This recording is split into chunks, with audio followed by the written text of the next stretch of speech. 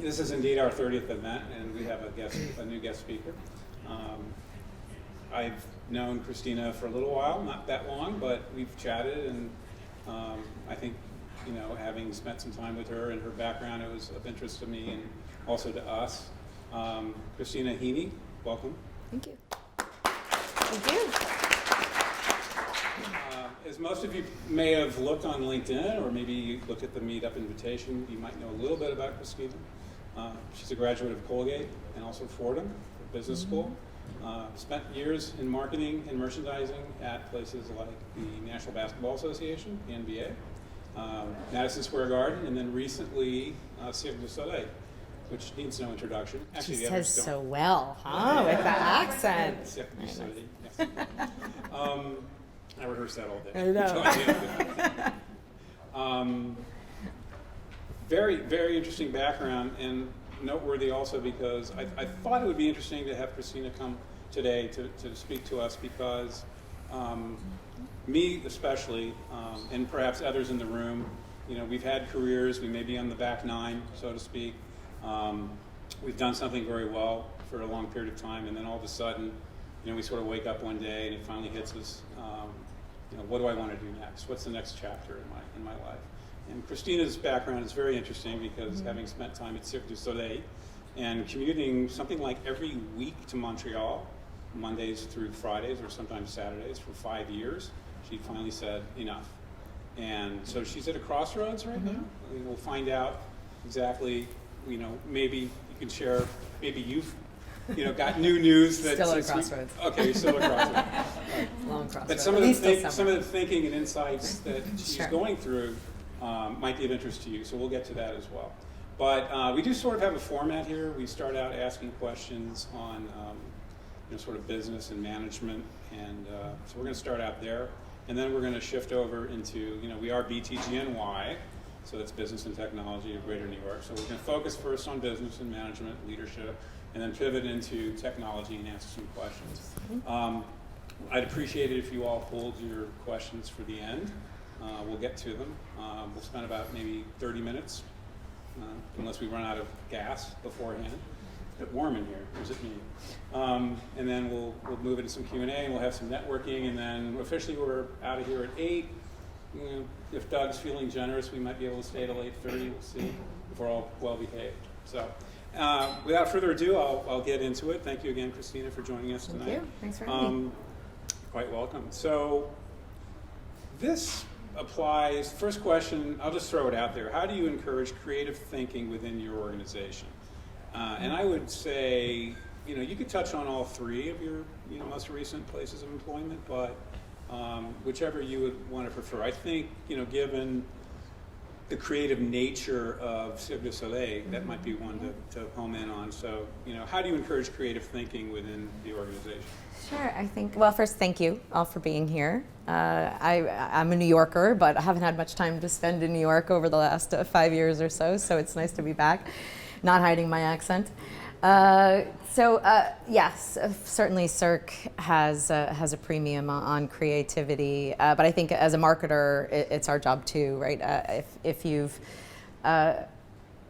you're in marketing, you understand that a brand is always constantly evolving. It can't stand still, or else your fans and your prospects are going to pass you by, right? Fortunately, I've worked at companies all in the entertainment and sports fields that have found ways to harness badass creative ideas, funnel them into business plans with appropriate metrics and everything. And I joined Cirque 5 years ago because it was moving from a privately owned company where its founder had just sold, its founder being a fire breather, a street performer fire breather, had just sold the company to TPG, one of the biggest private equity companies in the world. And I wanted to be a part of shaping and protecting that creativity while finding a way to get it into business models and planning that had, appropriate returns that a PE company might expect. So there's one key thing about Cirque that's unique that I had no part of, and that was the protecting of the creative process. And then there were the other two elements of adding metrics and sort of the iterative always coming back and always trying process that we added in the last 5 years. The process is extraordinarily unique at Cirque in that you start with a question. There are no rules, there are no guidelines. If you're in a brainstorm of any kind, whether it's creative or marketing, literally blank walls, no pre-assumed notions of what might work or what might work, might not work. And the goal is to go into the unknown, which is actually very scary for humans because most times humans want to avoid the unknown, right? Evolution said you have to avoid the unknown or else you die. So the process actually sits you into that space, and if you ask any Cirquester, which Cirque folks call themselves, they'll say, we don't want to go from A to B. That's a simple way to put it, right? When you say, okay, well, we just have to get to B, so let's figure out how we get to B. Their response would be, if everyone is trying to figure out how to get to B, why the hell do we want to go to B? Let's go somewhere completely different. So, is this performance related? In terms no, of this was marketing plan. This was everything, yeah. And so the deliverable was always something that no one had ever seen before, which is incredibly scary.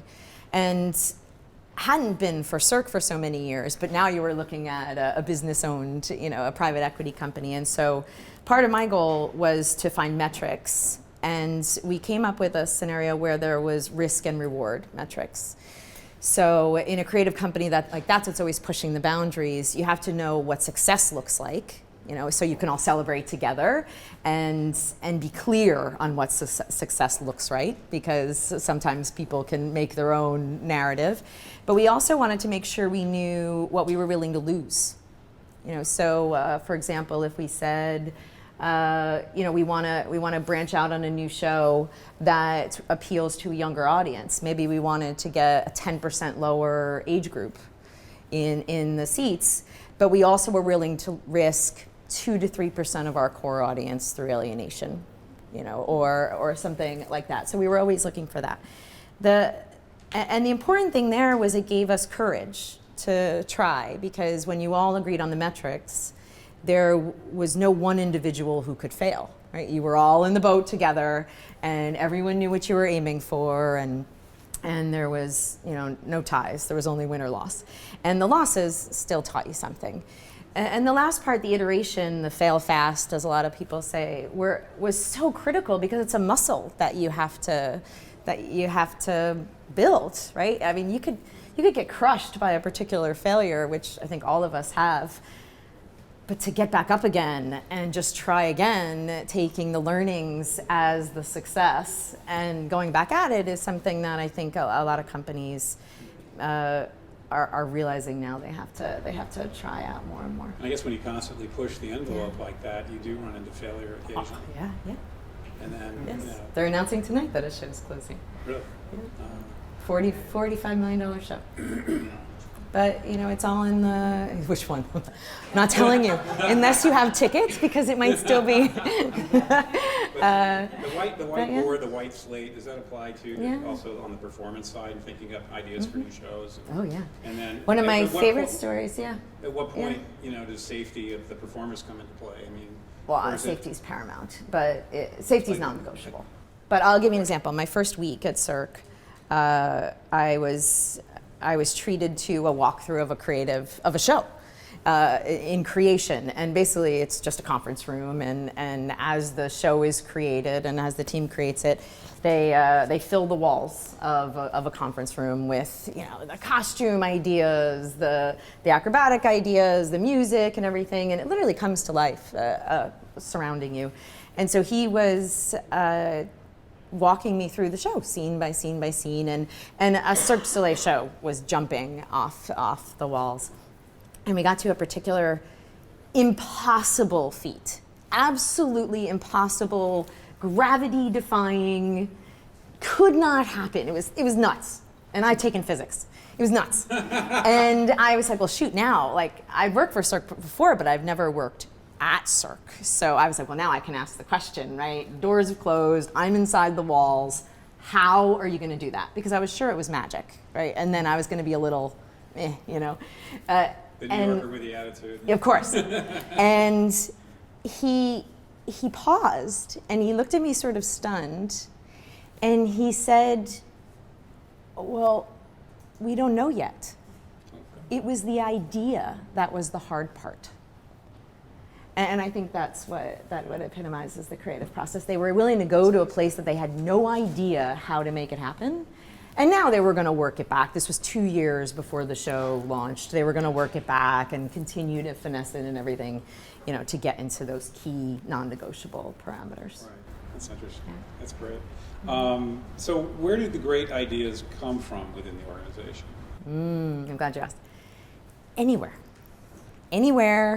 anyone. And this is from a marketer who's gotten her fair share of marketing ideas from IT and finance teams and others.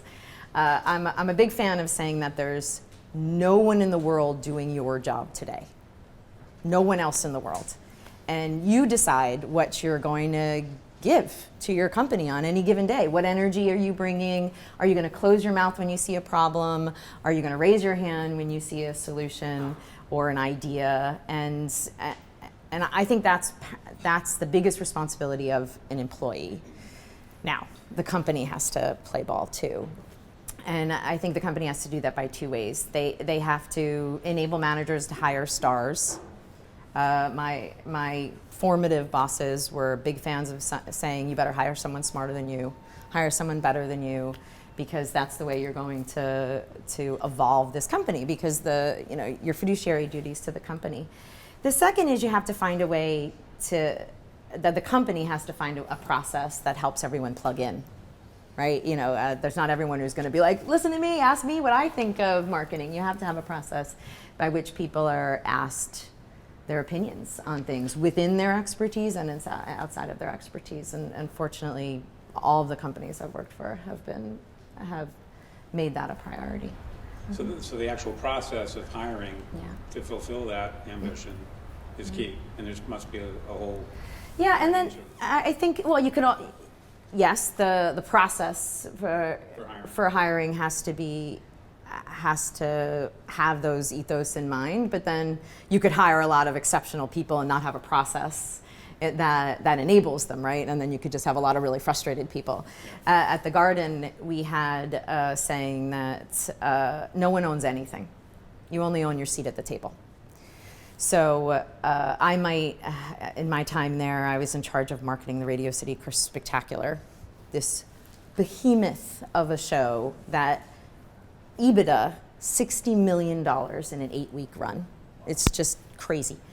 And I was the senior most marketer. I was the P&L manager of it, and I didn't own it. My job was to carry it across the finish line, making sure that every single expert across the organization, whether it was the box office or security or crowd management or whatever it was, had a forum to give their input and to give their expertise towards the process, and I just had to make sure that I kept carrying the ball down the field. And but the process was there, and therefore people knew that they were going to have their moment to add their own expertise and their own energy, but then also say, McDonald's isn't fulfilling the promotion they're supposed to be, and you should call them because they're making our brand look bad or whatever it is. And everyone's a consumer. And therefore everyone's a marketer. So I think, especially in my world, you have to appreciate that ideas can come from anywhere. In the case of the Knicks, they're making the brand look bad too. I never worked on the Knicks. But talk about brand value, right? It's the most valuable brand in the entire league. Still, they're the Lakers. They haven't been to the finals since I was at the NBA in 1999 in a lockout shortened season, and they have done everything possible to mess it up. And I mean that's brand loyalty. That's a tribe. That's the definition of experiences today, right? Something that it becomes personal to people, right? And then therefore you're nodding. Then therefore. You're in it for the ups and the downs. You might be bashing Jim Dolan for ownership, but you're going to be there, live or die, for the next. That's true. And you'll complain on the fan. Exactly, or Reddit, or a subreddit, or whatever. But there's a community that you can complain to. That's a tribe. That's a good segue into leadership and management. So what is one characteristic that you believe every leader should possess? One. Wow. One. Life and business are way too complex for one. Well, I know you have Okay. three. Yeah. So, all right. So, but I thought you'd give me a chance here. So, all right. So, integrity and inspiration have to be table stakes. Okay. All right. So then, two that you might not think of, I personally think are hugely valuable, are curiosity and decisiveness. Curiosity, I think, maybe there's a certain amount of humility there too, but willingness to ask questions, the willingness to ask people what they think, to hear disagreeing point of views, like the scholarly aspect of learning, I think is incredibly important to leaders. It also, objectifies information to a certain extent, and therefore, takes the personal, decision making out of it. I think that's critical. We're all students. We all should be students. We all should be lifelong learners. And someone who's gotten to that position and then locks it down, I think is doing a disservice to their teams and their company. And decisiveness, from personal experience, I've seen whole companies frozen from indecisiveness, from a leader who, once they have all the information that's available, which is two very different things, all the risks analysis, all the potential, heard feedback from more people than they should have, and still can't act, can not only freeze the executive group, but it can freeze and create inefficiencies throughout the whole company.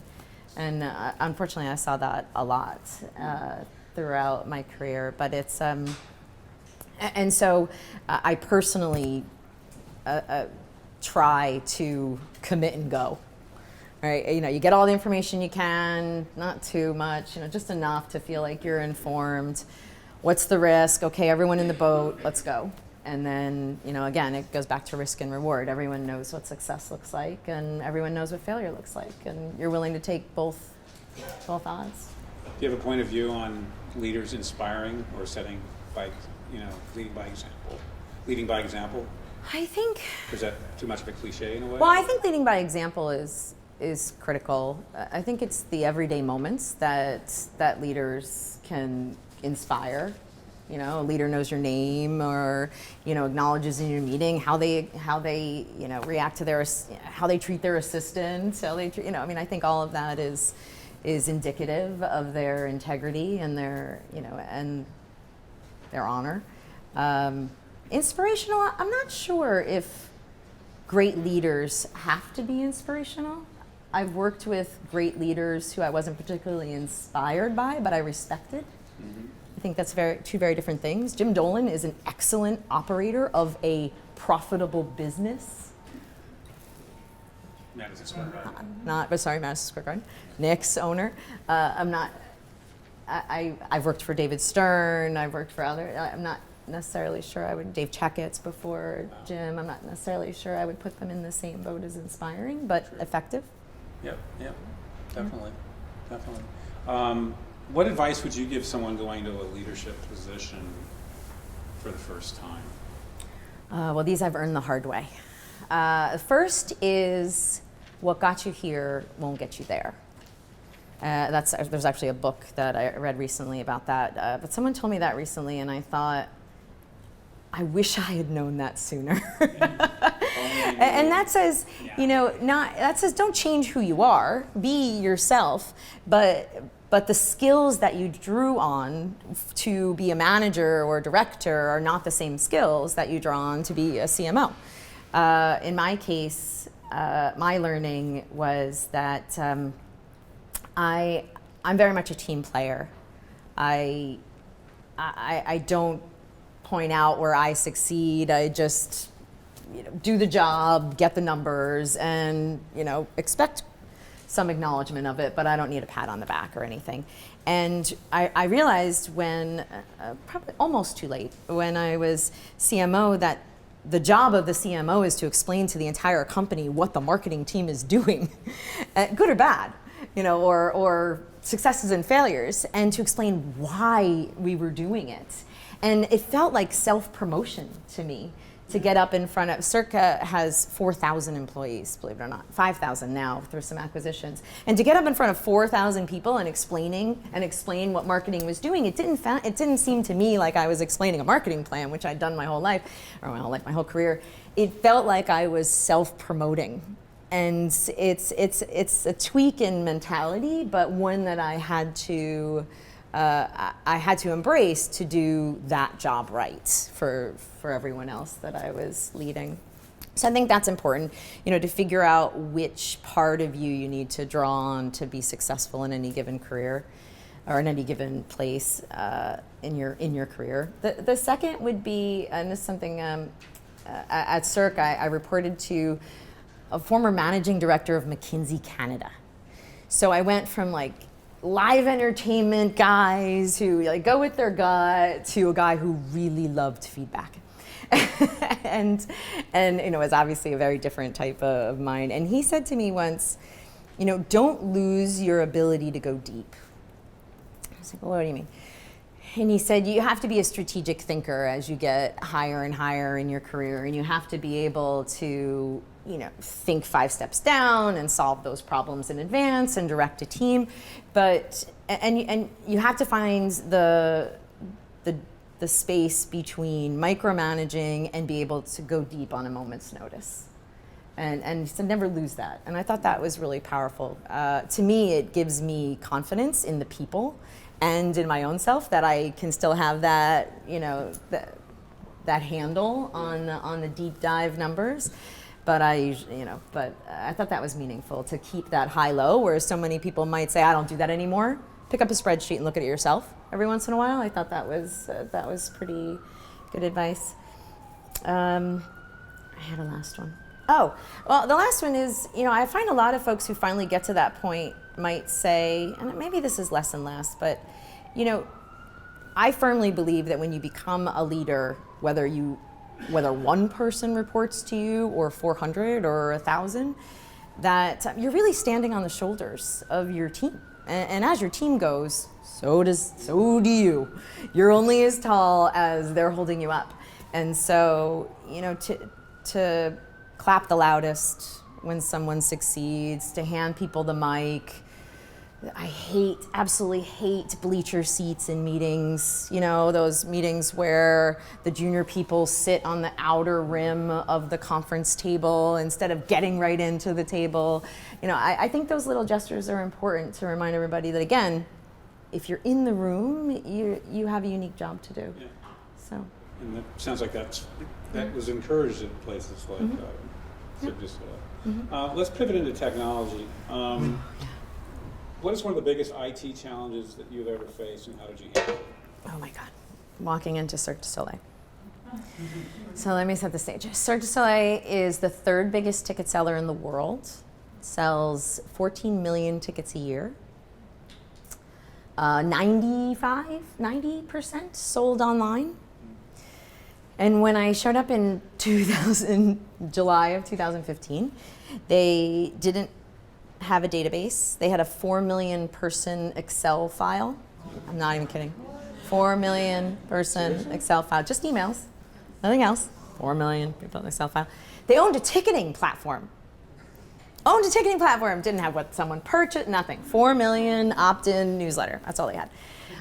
They didn't have a responsive website. So it defied logic how they were selling 90% of their tickets via website, right? It was Flash. So you couldn't buy anything online. I mean, to me, I was amazed at the pure determination of their fans to figure out how to buy a ticket despite all obstacles, and so on. There was no social platform. None. They had they had Facebook for a million followers. No YouTube, no Instagram, no LinkedIn, no nothing. It was from scratch. It was chaos. And TPG told me I had 90 days to get a website up. And this website is in 7 languages, operates in 151 cities around the world, 65 countries. I had 90 days. So first thing I did, we had no CTO. So the first thing I did was move the entire data and marketing tech department over to me. Which is actually probably a good thing. Well, at the time, there was no other choice. But long term, it's yeah. Well, yeah, it still is that way today, actually. But at the time, it was just pure, I don't know, wow. desperation. But in that time, we learned a lot, and it was overwhelming. I mean, what we had to do, and the opportunities in front of us were just were just amazing. And so, but from a governance perspective, a monetary perspective, the capital investment was huge. The just wherewithal on the team was huge. So we laid out sort of 3 steps along, and that took about 3 years in total. The first was just let them in the door. So, a website that was functioning with, 3 clicks to purchase, simple, much more improved user experience. A database that, was obviously compliant, and we worked with castle laws in Canada and everything. So had the proper, fail safes in, you okay? He's just waving. Okay. He likes to put out all hands, All right, cool. all fingers when he waves. Oh, 5 minutes. All right, I'll stop talking. No, I think we can go a little bit over. So, where was I? Where was Oh. I? Website, database. Yeah. So that was the fundamentals, right? Website, database, and social. Like, if you wanted to talk to us, if you wanted to come find out more information, and we needed to respect you and know that you'd already been a fan and bought a ticket before. Like, to me, it was like the table stakes fundamentals. So when you got all this organized, and it took time, and you got, started using data to look at numbers and figure out things, and gleaning insights and all that, were you able to identify the top 30 or 40% of your customers who were buying the majority of your ticket? Yeah. I spoke to somebody who's a super fan. She's actually my physical therapist, and she travels all around North America to see Cirque du Soleil. Yeah. She told me there's no loyalty marketing program. Is that true?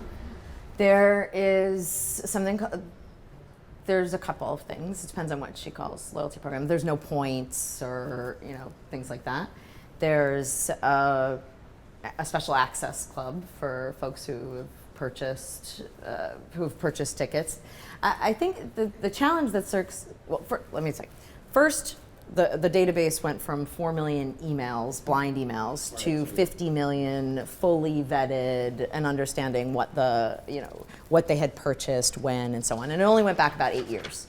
So, if you were an adult and had purchased every year for 15 years, we didn't have everything. But what we did have was we were able to build lifetime value, to figure out what type of people we should be rewarding. And in fact, we were more, because of Cirque is a global brand, but it's served hyper locally and sporadically, right? It either comes to your town, or you go to Vegas or China, it's closed right now, or Disney on vacation and you see the show there. So it's not ubiquitous. So the first thing we had to do was build a way to have a conversation with Cirque every day, which was through social and a program where we could share more coherently information by email and everything. The second step we realized was that the folks who, it was based on recency and frequency, really. The folks that, yes, we love the folks who would spend $250 per ticket, but to us it was even more important for the folks who went every time a show was in town, or who bought 5 tickets and were introducing, even if they were $60 tickets, they were still introducing the shows to new folks. So just this past January, they launched a loyalty program that was dedicated to that. But that was sort of, when you don't have a Facebook page or an Instagram or YouTube, it's sort of, lower on the list. Yeah. The middle 2 steps, just real quick, were growth, right? Obviously, growth being key. So leveraging all of those information to cross-sell and upsell and so on. And then personalization, right? How do you how do you leverage the data to respect your knowledge that you have of your super fan or your new prospect, and treat them and give them the information they want as quickly as possible. I got time for one more. I think I'll pick this one. How important do you think it is for IT executives to do marketing and PR of the products and services that they're delivering to the firm or that they've delivered to the firm. Critical. If I could get one thing out, if there's any CTO, critical. I worked in an industry that had no classic marketer, like classically trained marketers, and it was a lot of gut, very exceptionally successful people, but a lot of gut marketing. And I went to business school for marketing and everything. So every time I threw out some jargon or acronyms or whatever, inevitably I would be told, "Can you stop with the marketing speak?" And I'm like, this costs a lot. No, but what they were telling me was to be relatable and to let them in.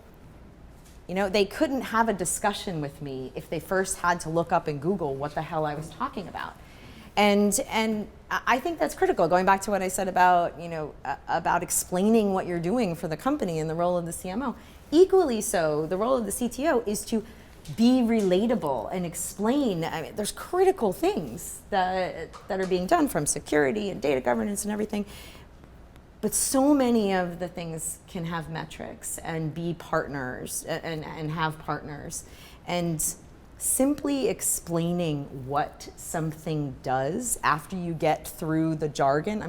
I met Benoit earlier today. Where's Benoit? Yeah. Benoit introduced himself by telling me, sorry to put you on the spot, but I told you I would. That he works for, he runs a document, right? Yep. I don't even know what it was. A document company, that's as far as I got in IT. I didn't know what that meant. And then he said, it makes everyone's lives easier by taking away the mundane act of reading documents manually. Got it. That's exactly, but that's what it is. Make it relatable, make it understandable, and in IT especially, there's so many terms and growing every day, just like in marketing. If you can, I think it's critically important to find a way to explain something you feel very passionate about in a way that a very smart layman can understand, and make it relatable and make them want it more than you. We see that all the time in the startup world. Yeah. When you coach startups and scale-ups, and they're so passionate about their product, but they can't spit it out. If you can't say it in 2 phrases, I'm gone. You've lost me. Exactly. Lots more questions. I'm sure you probably have some as well. Once we shut down the Q&A in about 10 minutes, Christina will be here to field any more questions individually from any of you. I'm going to cheat. I'm going to ask the first question. So we're formally out of, this keeps me in good graces with my colleagues, so I didn't go over. So I'm going to ask the first question, and it's what I hinted to originally. So you're at a crossroads, and can you share with us some of your thought process, thinking? If you want, you can share, why you decided after, you were at the top, at least. You left on your own. Everyone has a boss. Right, that's true. But you left on, metaphorically, you left on your own accord. Yeah. And now you're at a very interesting point in your career. What are you going to do? How are you going about it? What's the thought process? Yeah, I think. What's next for Christina? I actually don't know what's next. So I joined Cirque when TPG purchased the company. I expected to stay 2 years, and it was a whirlwind of 4.5 years running away with the circus, and I wouldn't change it for anything in the world. Well, who can say that? I can. And every day was a challenge, and every day I was learning something, and it made it a lot easier to leave my 5 and 8-year-old at the time, now 14 and 11, and the value proposition just got a little out of whack towards the end there. And I realized that, I said it earlier, that I really believe that everyone should always try to be a student. And the thing I'm always struggling with is self-awareness, like real self-awareness. Not awareness in the moment, but awareness in the broader context of your life and the scope of who you surround yourself with and everything. And I'm actually frequently saying I'm only scared of what I don't know. And so I realized I didn't know a lot. I knew how to do my job as CMO of Cirque du Soleil, and I couldn't do it great anymore, and gain that self-awareness. So it's not for everybody. I think you have to plan and have a certain amount of financial stability, and for me, gracefully leaving Cirque was very important to me. It's a very small industry that I'm in. I didn't interview to get the Cirque job, so it was very important that I left on good terms, and timing is key and everything. So what am I doing? It's funny, I didn't tell anyone for about a month that I was gone, just so that I could get the holidays and everything and relax. And now I'm just really energized by being a perpetual student for now. I think, I learned along the way that stepping back is, in my career, I have stepped back successfully, and every single time found a better way forward for myself. So I've come to realize that stepping back isn't a bad thing as long as you keep looking forward. And so people call it all different things, personal choice sabbatical. I belong to a membership club that calls it in between successes. I'm not working. I'm not working, and I'm a full-time mom. But I think it's important to know how you learn best, and to be able to talk to yourself honestly.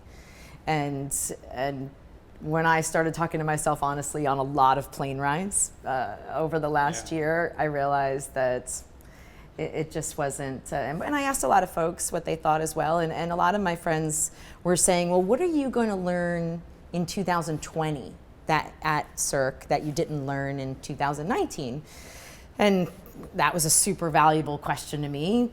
The answer was not a lot, because we had gone through such great growth and everything. But one particular friend asked me, what can you learn by stepping back? And that to me was like, I don't even know, but I'm going to learn so much about myself and everything. So I think the stigma has to be taken away. I started at the NBA as a secretary. I was making $40,000. I'm not going to tell you what year it was. I took a $20,000 pay cut to start at the NBA as a secretary. It worked out fine for me. I left the Garden after 15 years without another job. Just needed to step back, and I found Cirque. You're gonna miss the smell of popcorn. I know. I'm gonna miss this. I'm gonna miss the creativity. So where is it going next? I don't know. I think while I was so focused on doing my old job great, that the world of experiences exploded, and the definition of it exploded. And my North Star has always been to bring people together. I think people are fundamentally better people when they experience something together. Look no further than strangers hugging at a three-point shot in a game. That type of, or when you're watching a show and you happen to glance at a little girl or a little boy staring at their first show, and you're watching a stranger's kid staring at a show. Just that awe and wonder, I think, is really transformative and makes people just better humans. So I think how to apply that these days has gotten so much broader. I was telling someone earlier, I was doing a Peloton ride last night, and my son was on Fortnite, and some band showed up, and it was all live, right? The definition of experiences is about community, and people so want to plug in these days. I need to find the next place where I can help people do that. Good. We'll take a few questions. There's a phrase that I read recently that I think applies to Cirque. I wish I could credit who said it.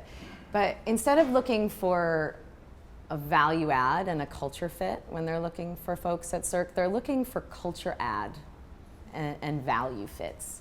They're looking for people who believe the same things that Cirque does, which is that art can change the world. But they're looking for people that give the diversity of thought. And Cirque is the definition of diversity and inclusion. If you go to a big top show, there's flags along the top of the big top, and usually there's about 18 to 20. They're representing every single nationality that performs under that tent, whether or not they're taking tickets in the box office or performing on stage. There's a sense of you know what you're coming into, and that your voice is going to be listened to because you're in that culture. Now, I was a New Yorker going to French Canada. I talk fast. My French is eh.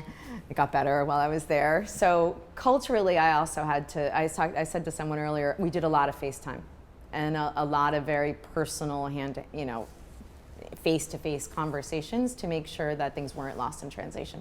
Cirque does everything very, they value human connections in business relationships too. That's why they have businesses that have they have partnerships that have run for 30 years because they value win-win in a one-on-one conversation between me and my boss and a conversation between MGM or Disney and Cirque. So I think there's always friction. Don't get me wrong. I mean, creative process or marketing process, there's inherent friction, but it's with respect. And I think that's a big difference.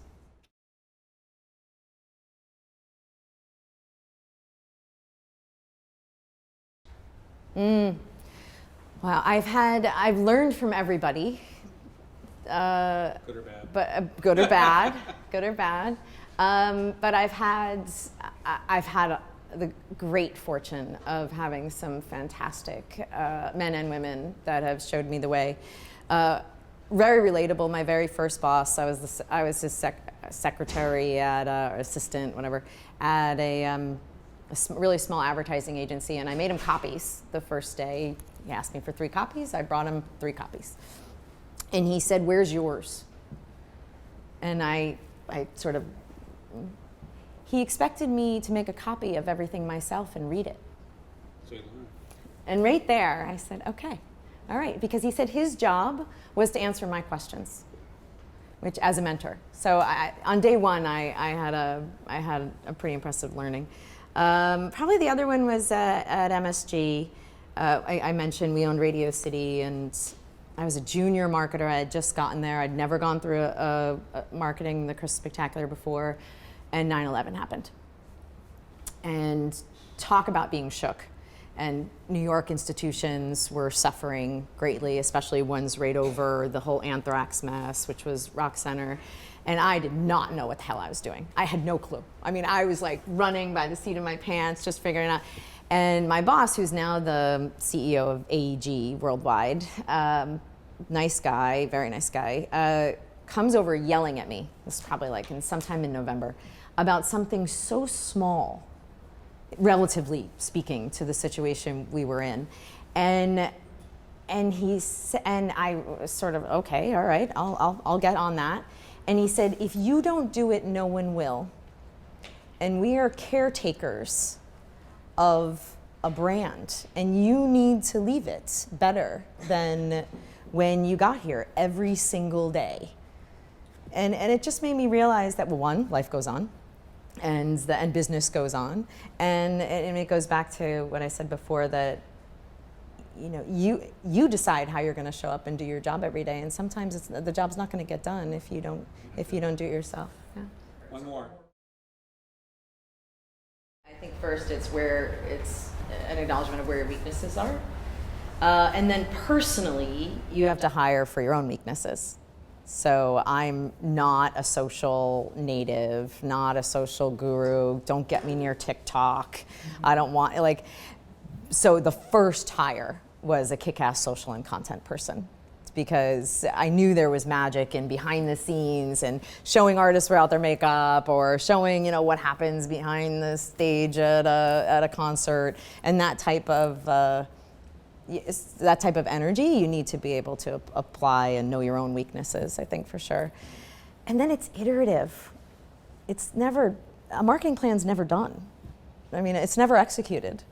It's just constantly iterating and sort of applying and moving as we go. But if you have any particular questions, I'm happy to answer offline. Okay. We're out of time. Thank you so much, Christina. Thank you. Thank you.